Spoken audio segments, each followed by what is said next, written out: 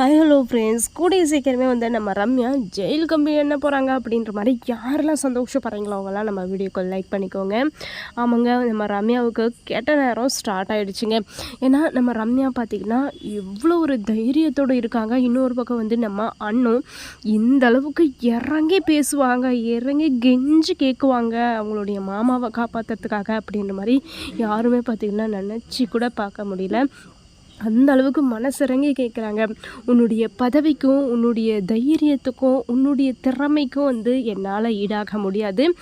என்னால் வந்து உங்ககிட்ட வந்து முட்டி மோதி ஜெயிக்கவும் முடியாது. நீ வந்து நினச்ச மாதிரி வந்து சரவணன் மாமாவை கல்யாணம் பண்ணிக்கோ. அது மட்டும் இல்லாமல் நான் வந்து உன்னுடைய வாழ்நாள் பூரா வந்து உனக்கு அடிமையாகவே இருக்கேன். நீ என்ன வேணும்னாலும் சொல்லுறதை நான் செய்கிறேன் அப்படின்னு மாதிரி நம்ம அண்ணும் இந்த அளவுக்கு, அதாவது காலில் விழாத குறையாக பார்த்திங்கன்னா நம்ம அண்ணும் கெஞ்சுவாங்க அப்படின்னு யாருமே பார்த்திங்கன்னா நினச்சி கூட பார்க்கல.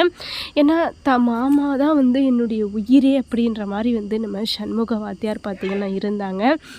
இப்போ அவருக்கே ஒரு ஆபத்து அப்படின்னும் போது நம்ம அண்ணன் இந்த அளவுக்கு இறங்கி பேசுகிறாங்க அப்படின்றதே வந்து மிகப்பெரிய ஆச்சரியமாக இருக்குது. இப்போ நம்ம கார்த்திக்கும் பார்த்திங்கன்னா ரொம்ப சூப்பராகவே வந்து எல்லாரையும் அடித்து தூக்கி போட்டுட்டு பார்த்திங்கன்னா அவ்வளோ ஒரு தைரியத்தோடு வந்து மண்டபத்துக்கு வந்துட்டாங்க. மீண்டும் எங்கடா நம்ம கார்த்திக் வந்து ரம்யாவுடைய வலைக்குள்ளே சிக்கிடுவாங்களோ அப்படின்ற மாதிரி தான் வந்து எல்லாருமே பார்த்திங்கன்னா பயந்துட்டு இருந்தோம்.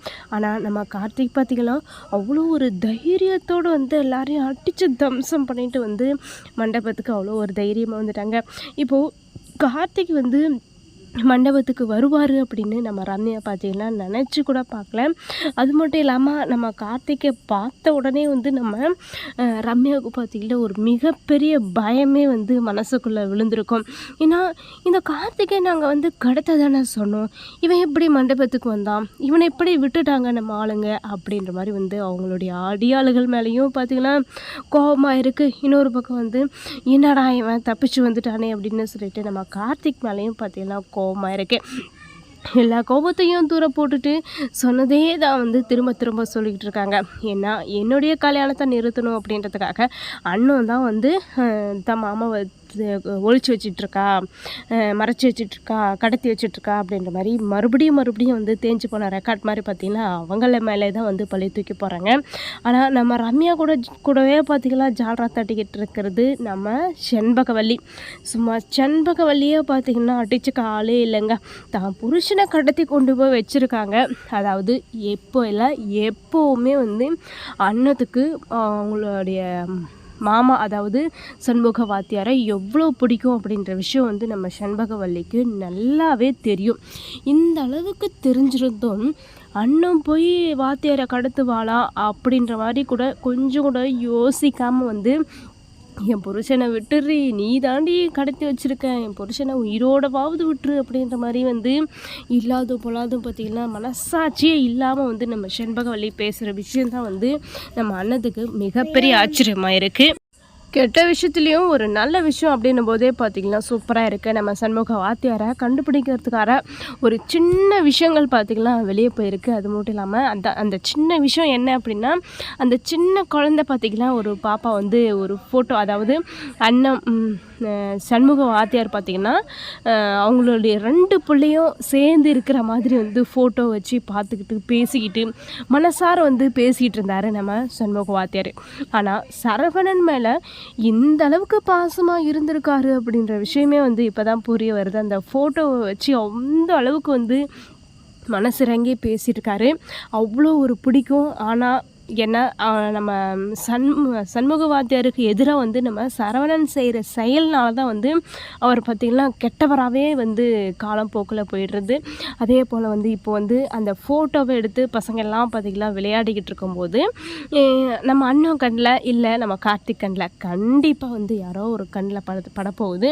இப்போ அந்த ஃபோட்டோ எங்கே இருந்து எடுத்தீங்க, நீங்கள் எங்கே விளையாடினீங்க, எங்கெல்லாம் போனீங்க அப்படின்ற மாதிரி அந்த குழந்தைங்க கிட்ட வந்து விசாரிக்கும் போது நம்ம நம்ம அண்ணன் அண்ட் கார்த்திக்கு 2 பேருக்குமே பார்த்திங்கன்னா ஒரு நல்ல விஷயம் கிடைக்குது. ஏன்னா வாத்தியார் வந்து இங்கே தான் இருக்கார் அப்படின்ற மாதிரி வந்து கூடிய சீக்கிரமே வந்து கண்டுபிடிக்க போகிறாங்க.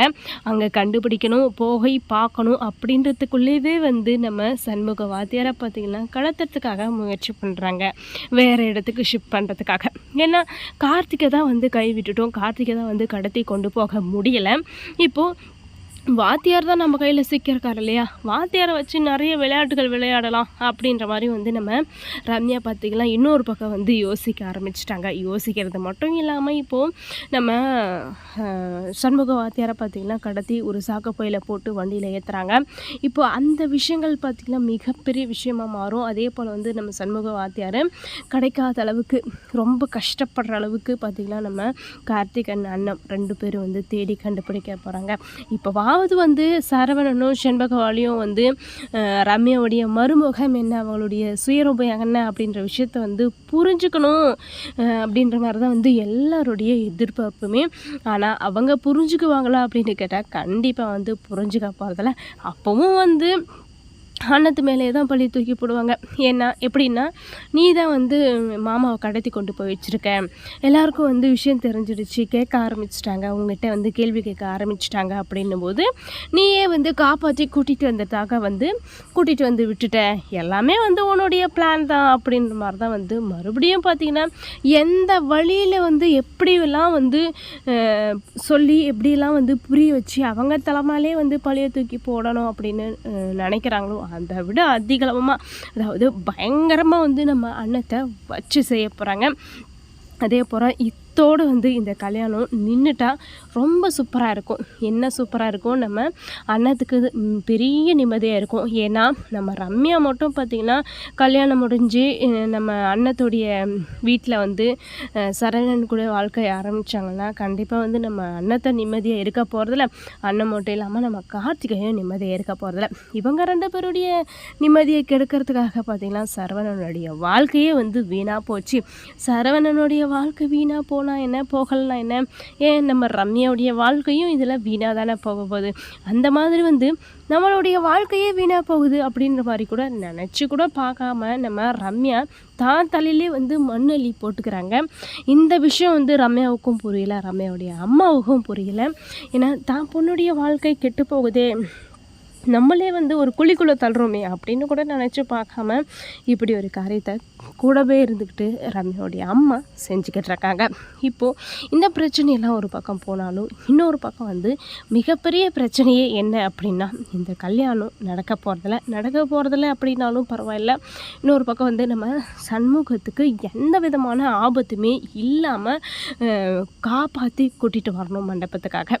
இப்போது மண்டபத்துக்கு நம்ம சண்முக வாத்தியார் வந்ததுமே பார்த்திங்கன்னா தாலி எடுத்து கொடுத்து கட்டுறா தாலியை அப்படின்னா சொல்ல போகிறாங்க.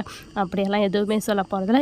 என்ன கடத்தி கொண்டு போய் கொலை பண்ண முயற்சி பண்ணது ரம்யா தான். அப்போது அப்படிப்பட்ட கொலைகாரியுடைய என் பையனை வந்து நான் கல்யாணம் பண்ணி வைக்கவே மாட்டேன், அப்படி ஒரு வாழ்க்கை அவனுக்கு தேவையே இல்லை, அந்த பாவத்தை நான் செஞ்சும் செய்ய மாட்டேன், என் கையால் வந்து தாலி எடுத்து கொடுக்க மாட்டேன் அப்படின்ற மாதிரி தான் வந்து நம்ம சண்முக வாத்தியார் சொல்ல போகிறாங்க. என்னதான் நடக்கும், நம்ம அண்ணன் எப்படியெல்லாம் போராடி ஜெயிக்க போகிறாங்க அப்படின்ற விஷயத்த நம்ம வந்து பொறுத்திருந்து பார்க்கலாம். இந்த மாதிரி இன்ட்ரெஸ்டிங்கான வீடியோ கேட்க நம்ம சேனலை சப்ஸ்கிரைப் பண்ணிக்கோங்க.